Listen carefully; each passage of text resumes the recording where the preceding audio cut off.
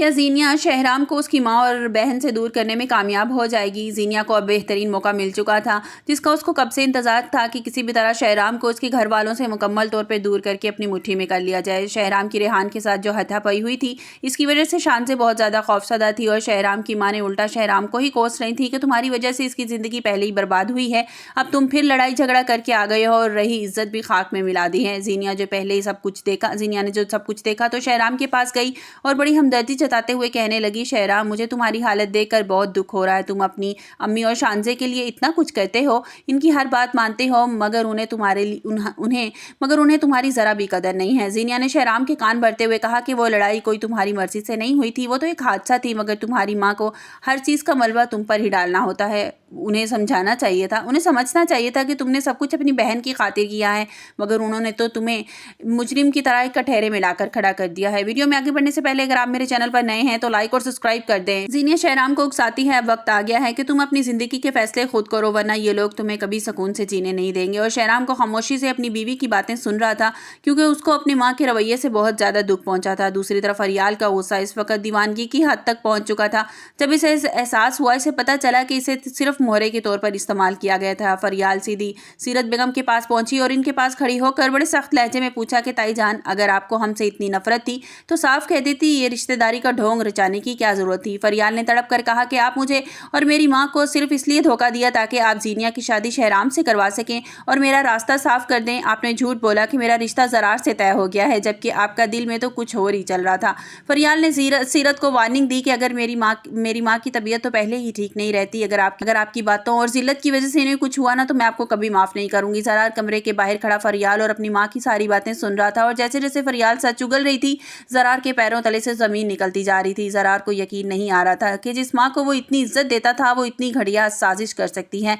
वो एक मासूम लड़की की ज़िंदगी और जज्बात के साथ खेल सकती है। ज़रार जब अपने कमरे में दाखिल हुआ तो इसकी आंखों में अपनी माँ के लिए शदीद नफरत और दुख था। इसने सीरत बेगम से पूछा कि मामा, क्या ये सब सच है कि वाकई आपने फरियाल और इसकी माँ के साथ इतना बड़ा फ्रॉड किया है? सीरत बेगम हकलाते हुए अपनी बात को संभालने की कोशिश की, मगर ज़रार ये लड़की झूठ बोल रही है। मगर ज़रार अब अंधा नहीं था, इसे पता चल चुका था, इसे सब समझ आ गई थी कि इसकी माँ कितनी मक्कार है।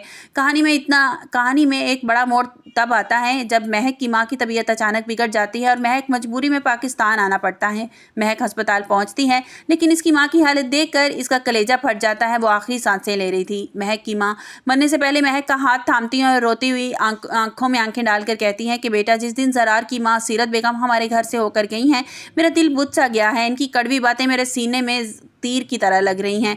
महक की माँ ने बताया कि सीरत बेगम ने उन्हें बहुत ज़्यादा जलील किया था। उनकी की गई बातें उनसे बर्दाश्त नहीं हो सकी और टेंशन और सदमे से अब वो ये दुनिया ही छोड़कर जाने वाली हैं। महक की माँ के इंतकाल के बाद महक का दिल पत्थर का हो गया। इसे अब ज़रार से मोहब्बत नहीं बल्कि इसके पूरे ख़ानदान से नफरत हो चुकी थी। ज़रार को जब पता चला कि महक पाकिस्तान आ गई है तो वो तड़पता हुआ अपनी माँ मिलने के लिए और माफ़ी मांगने के लिए पहुंचा, मगर महक इसके घर के दरवाजे से ही धक्के देकर इसे बाहर निकाल दिया। महक ने गुस्से से ज़रार से कहा कि खबरदार, अगर तुमने इस घर में दोबारा कदम रखने की कोशिश की, मैं तुम्हारी वो माँ के कातिल हो, मैं तुम्हारी शक्ल भी देखना पसंद नहीं करती। ज़रार अब ऐसी आग में जल रहा है जहां से एहसास हो रहा है कि उसकी माँ की जुबान ने कितनों का सुहाग और कितनों की माएँ उनसे छीन ली हैं। शहराम अब ज़ीनिया की बातों में आकर अपनी माँ से बिल्कुल दूर होता जा रहा है। इसे लग रहा है कि शायद ज़ीनिया ही इससे सच्ची हमदर्द है, जबकि ज़ीनिया इसे अपनी माँ के खिलाफ करने का कोई मौका हाथ से जाने नहीं देती। हर वक्त उसके कान भरती रहती है। फरियाल ने अब ठान लिया है कि वो सीरत बेगम की हर चाल का जवाब देगी और शहराम को ज़ीनिया की असलियत बताकर ही दम लेगी। ज़ीनिया इसका घर तोड़ने के लिए आई है। अब सवाल यह है कि क्या शहराम को कभी एहसास हो पाएगा कि ज़ीनिया इसे अपनी माँ और बहन से दूर कर रही है और क्या वक्त रहते उसकी आंखें खुल जाएंगी? महक क्या ज़रार और इसकी माँ के गुनाहों की सज़ा देगी या ज़रार को तड़प देकर इसका दिल पिघल जाएगा? अब सीरत बेगम का गरूर खाक में मिल जाएगा, जिसे इतने हंसते खेलते घरों को कब्रिस्तान बना दिया है। आप लोगों को क्या लग? मेरे ख्याल में तो जैसे ही ज़रार को पता चलेगा, उसकी महक से मुलाकात होगी और उसकी आंखों से ये पर्दा जो उठ जाएगा कि उसकी माँ कितनी धोखेबाज है, उसने इतना कुछ बातें सुनाकर आई थी महक के घर जाकर, जिसकी वजह से उसकी माँ की तबीयत इतनी बिगड़ गई, वो अपनी जान से हाथों बैठी।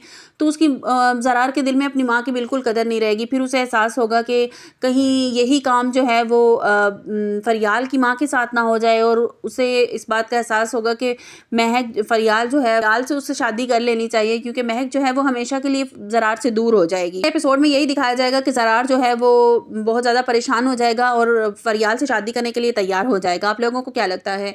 और सीरत बेगम जो है वो भी अपनी चालें चलने से बाज़ नहीं आएँगी और जो ज़ीनिया है वो शहराम को अपनी उसकी माँ के ख़िलाफ़ भड़काने में भी कोई कसर नहीं छोड़ेगी। हर वक़्त उसको भड़काती रहेगी कि तुम्हारी माँ जो है वो तुमसे मुख़लिस नहीं है, वो सिर्फ़ शांसे से मोहब्बत करती हैं, जबकि तुमने इतना कुछ किया, तुम इतना कुछ करते हो और शांसे के लिए परेशान रहते हो, घर बिज़नेस को संभाल रहे हो, हर चीज़ को देखते हो। आप लोगों को क्या लगता है? अपनी कीमती राय का इज़हार कमेंट्स बॉक्स में ज़रूर कीजिएगा। मिलते हैं एक नई वीडियो के साथ।